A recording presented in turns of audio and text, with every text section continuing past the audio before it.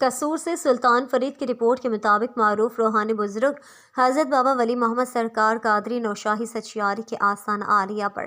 یوم ولادت شہر خدا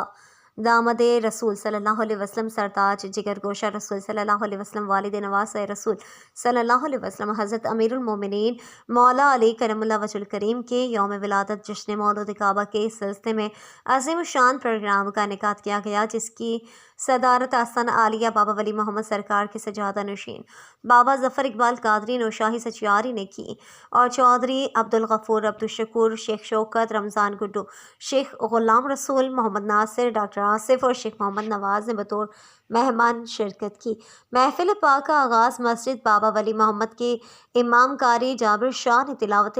قرآن پاک اور درود پاک پیش کیا۔